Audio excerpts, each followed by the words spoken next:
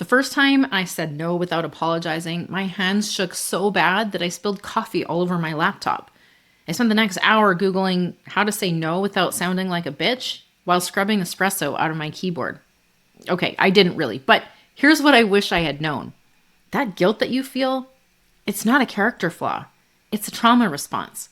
You've been conditioned to believe that nice means folding yourself into origamis to fit in someone else's pocket. But here's the reality. Boundaries aren't walls. They're bridges back to yourself. They're love letters written to help you become the whole, authentic you that you were meant to be. So let's burn that Good Girl Handbook and write a new one. Hey there, love rebel. Christy Holt here, your happiness hussy and recovered good girl. Welcome to Unstuck, 30 days to rewrite your love story. Repeat after me. I am the plot twist. Now let's freaking go. People-pleasing isn't generosity. It's self-abandonment in disguise. But let's get one thing straight, because it's also a manipulation tactic. No, not in a malicious way, but as a survival strategy. Because you've learned to contort yourself, to perform sweetness, to engineer outcomes that keep you safe. You think, if I'm helpful, they'll stay. If I'm quiet, they'll like me.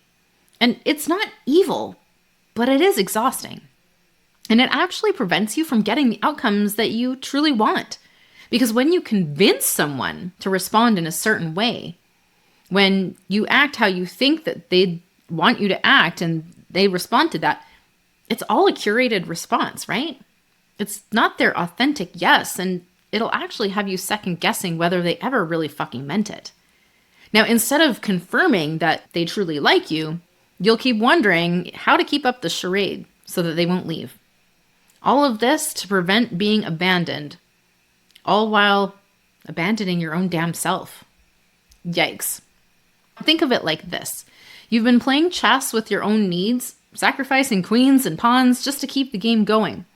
You've memorized everyone else's playbook, their triggers, their comfort zones, their unspoken rules, all while leaving your own to gather dust on the shelf. Every time you say yes when you mean no, you shrink a little. Trauma taught you that nice equals survival. But here's the shift. Real kindness doesn't require martyrdom. That coworker who hijacks your lunch break, the friend who treats you like a therapist, or the guy who texts you up at 2 a.m., they're not villains. The only villain in the story you've been sold is that your worth depends on how much you tolerate. Boundaries aren't about them. They're about you finally showing up for yourself.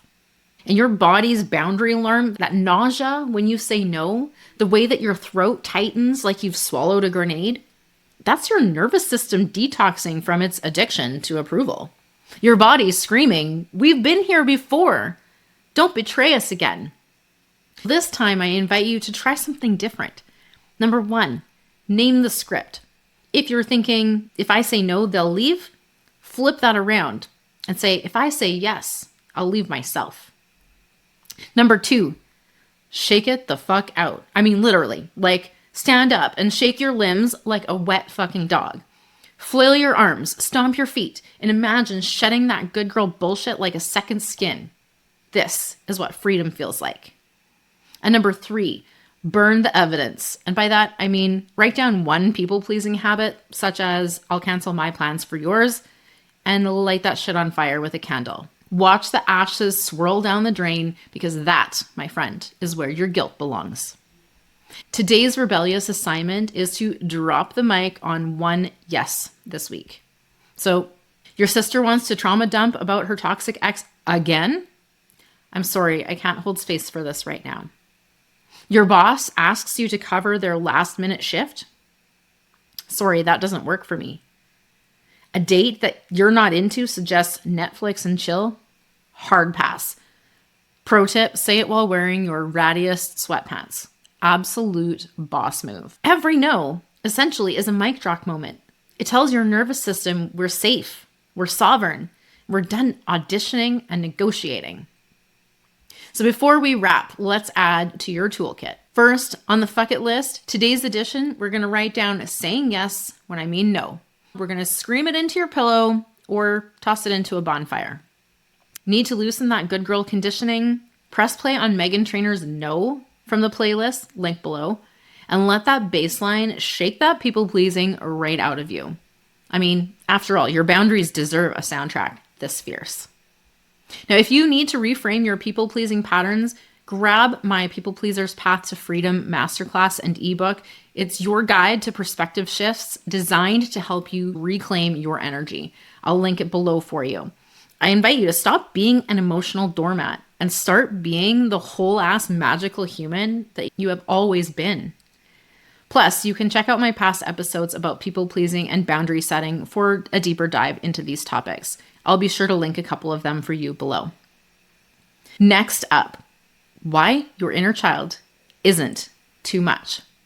She's actually begging you to play. And spoiler alert, joy isn't a luxury. It's your freaking birthright. And yes, it's absolutely okay to laugh while you heal. I love you. Now let's go do some epic shit, shall we? If this hit like a 2 a.m. epiphany, do me a solid. Subscribe. Leave a hell yes below. Share this with someone who's done settling. And grab your plot twist toolkit at loveunstuck.com. Your love story is already rewriting itself. Now go choose yourself like your happiness depends on it, because it does.